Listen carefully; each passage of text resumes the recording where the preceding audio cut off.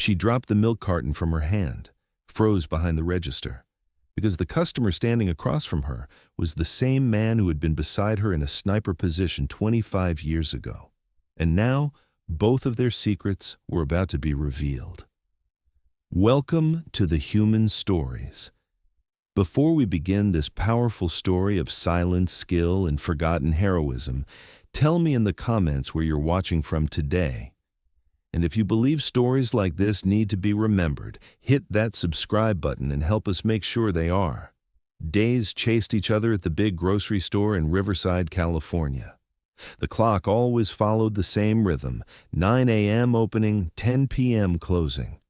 And Sarah Martinez stood at the same register, in the same spot, every single day. She was 55 years old, medium height, hair in a bun, quiet exhaustion in her eyes. She'd been working here for 10 years, never spoke much, never smiled, just scanned barcodes. "Welcome," she'd say in a mechanical voice. "Do you need a receipt?" she'd ask. Sometimes people didn't even say thank you. Customers called her the quiet lady. Some would say behind her back, "That woman never smiles." "She's like a robot." Others would say, "So serious, hard to even approach." Sarah heard these things, but seemed to ignore them. Her hands would quickly scan barcodes, announce the total, give change, move to the next customer. Hours would flow by like this. Even during breaks, she spent time alone. She'd sit in the corner chair in the employee room. While other workers joked and chatted, she'd just drink her coffee and watch outside. No one asked her questions. No one was curious. Her coworkers didn't really know her. They'd just say, "Sarah's very disciplined. Never late, does her job properly." But they knew nothing beyond that. Was she married? Did she have children? Where did she come from? Nobody asked. She never told anything either. Her hands were always somewhat noticeable. Fingers thin but strong, nails short, well-maintained. There were old, faded scars on her palms. No one had wondered what they meant. They were just assumed to be lines brought by old age. But Sarah's hands told a different story. Scars left by pulling triggers, habits formed by rifle stocks against shoulders, hardness left in fingers by night watches. That Tuesday was like any other. The store was busy, checkout lines were long. Sarah was at register 2, working with her monotonous rhythm. It was 3:30 p.m. Post-lunch rush had begun. Mothers had come shopping with their children. Retirees were getting their daily needs. The line in front of Sarah was longer than usual. She was scanning barcodes. Beep, beep, beep. Milk, bread, detergent. Everything routine. Everything predictable. Just then, a man came to the end of the line. Around 45 years old, medium height, gray hair. Wearing a navy blue shirt, jeans, small basket in his hand. Sarah didn't see him at first. Her head was down, focused on scanning barcodes. But as the man moved forward in line, she began to feel something, like someone was watching her. She looked up. Her eyes met the man's eyes. In that moment, time stopped. The man was also looking at her. A surprised expression, then recognition. His mouth half open. Sarah's hand gripped the edge of the register. Her breath caught. Her heart began to race. That man, that face, that look, memories from 25 years ago suddenly appeared before her eyes. Desert, night, sniper rifle, and that man's voice. "Sarah, hold your position. I'm coming from the right." Lieutenant Sarah Martinez was the youngest female sniper in the U.S. Army. 28 years old, top of her sniper course. She was specially selected for difficult missions. That night, she was on an operation in Kandahar, together with Captain Mike Richardson, two-person team positioned with night vision scopes. "Sarah, target 300 meters, wind from the left," Mike was saying. "I see it," Sarah would respond, adjusting her rifle, holding her breath. That night, 8 enemy combatants were neutralized. Sarah's accuracy was legendary, not a single bullet wasted.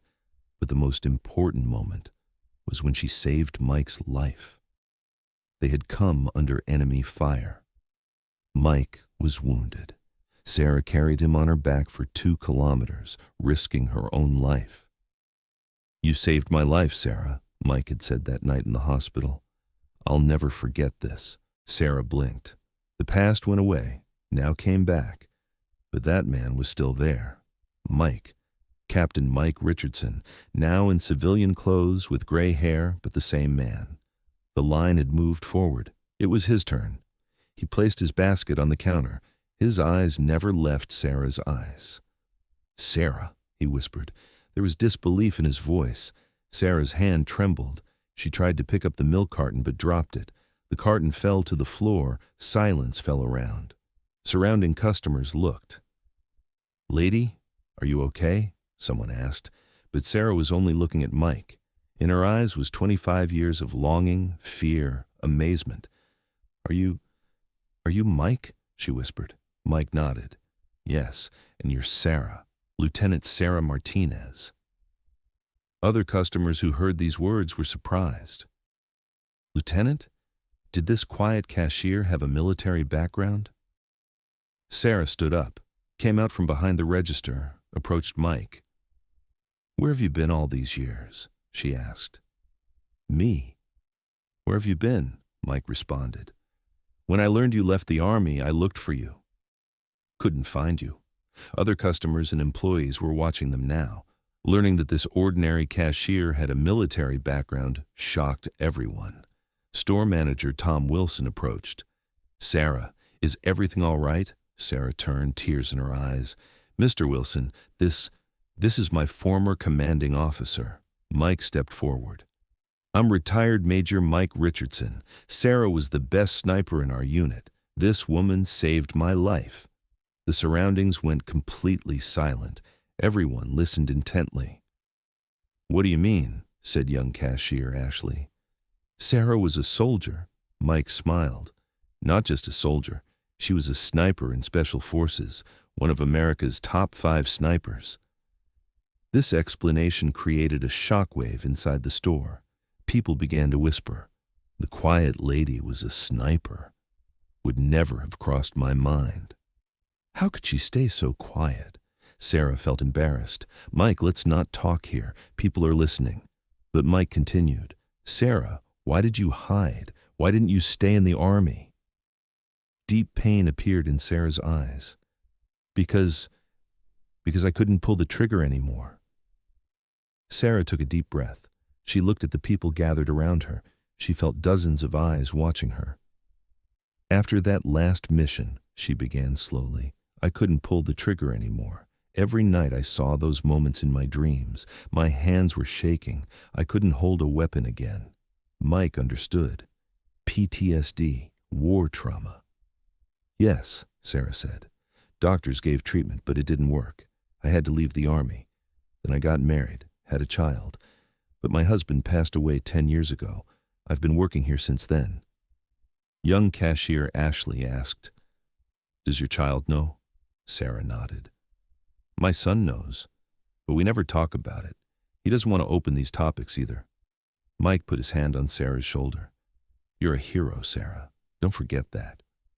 "I'm not a hero," Sarah said. "I was just doing my job." "No," Mike said in a firm voice. "You saved my life. That night, if you hadn't been there, I wouldn't be here. Now I'm a father of 2 children. They exist because of you." These words had a deep impact inside the store. People began to look at Sarah with different eyes. Everything changed after that day. Sarah was no longer just the quiet lady. Store employees began treating her differently. Co-worker Jennifer. "Sarah, were you really a sniper?" "Yes," Sarah said briefly. "Why didn't you ever tell us?" Jennifer asked. "Things that stay in the past should stay in the past," Sarah said. But now people were treating her with more respect. Customers spoke more politely. "Thank you, Sarah," many would say. A week later, Mike came again, this time with his family. He had his wife and 2 children. "Kids," Mike said, "this is Aunt Sarah. The woman who saved your father's life, his 8-year-old daughter." "Really? How?" Sarah smiled, a real smile after a long time. It's a very long story, little one. His 12-year-old son. Will you tell us? Sarah hesitated. Then she looked at Mike. He nodded encouragingly. Maybe someday, Sarah said. But now let's do your father's shopping. For weeks, Mike continued coming with his family. Each time they talked a little more with Sarah, shared old memories. We were so young back then, Mike said one day. Yes, Sarah said, and very brave. You were brave, I was just doing my duty. We were both doing our duty. Other customers who heard these conversations began to join in. Veterans introduced themselves. Retired soldiers came to talk with Sarah. Sister, said retired Sergeant Johnson, I have great respect for female soldiers like you. Thank you, Sarah said. Don't you ever talk about those times? Not really. You should tell them. Young people should know. A month later, Sarah's son David came to the store. 35 years old, an engineer. He had never seen his mother working. Mom, he said, approaching the register, I wanted to see you. Sarah was surprised. Her son had never come to her workplace. Did something happen, David? No, Mom, just neighbors are talking. That your former commander found you. Everyone learned about your military background. Sarah lowered her head. Yes. Mom, I know you never wanted to discuss these topics, but what? I'm proud of you, and I never said this pride. Sarah's eyes filled. David. Mom, you're a hero, and I tell everyone this. At this moment, surrounding customers began to applaud. Spontaneous, sincere applause. Sarah hugged her son. There was a happiness inside her that she hadn't felt in a long time. Months passed. Sarah was a different person now. She still worked at the register, but she was no longer just a robot scanning barcodes. She chatted with customers. She smiled. She gave advice to young people. What did you do when you were young, Sarah? Asked a college student. I served in the military, Sarah said proudly. What kind of military service? Special missions, but I don't tell the details.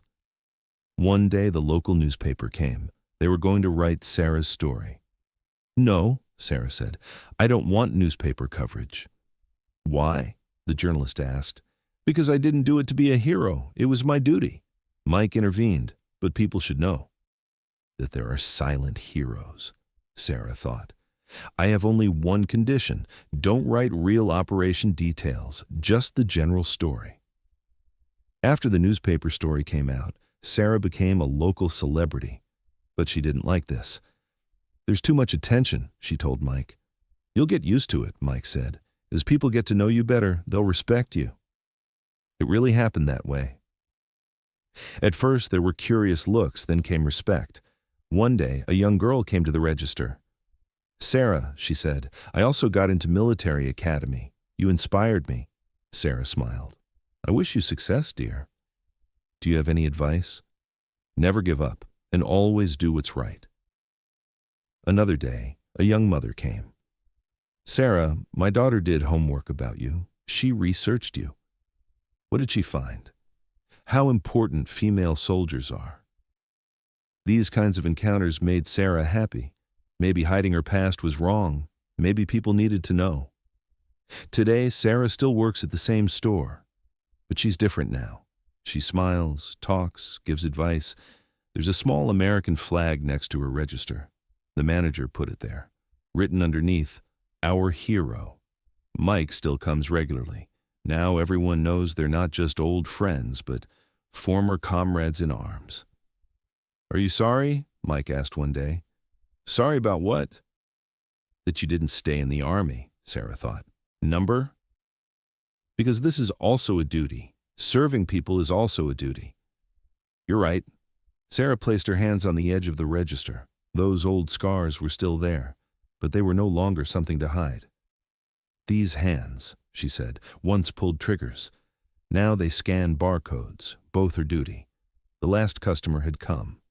A young man. Sarah, he said, I'm going to serve in the military. Your advice? Sarah looked at him. Love your country, do your duty, and never forget, heroism isn't about making noise, it's about serving silently. After the young man left, Sarah closed the register, took off her apron, looked in the mirror. She was no longer just the quiet lady. She was Lieutenant Sarah Martinez, and she carried this with pride. Some people come with noise, show off, expect applause. Others serve silently, do their duty, are forgotten. Sarah was the second type. For 25 years she hid her past, didn't tell anyone, until her old comrade recognized her. Now I ask you, do you pay attention to the ordinary people around you? Who knows which one has such a story? From cashiers to janitors, from security guards to drivers, everyone has a story. Sometimes you just need to ask, did this story touch you? Subscribe and help keep these voices alive. Because at the Human Stories, we believe the most powerful stories don't shout, they wait. See you in the next one. Until then, if you encounter a quiet cashier at the store, look at their hands. Who knows what stories they tell?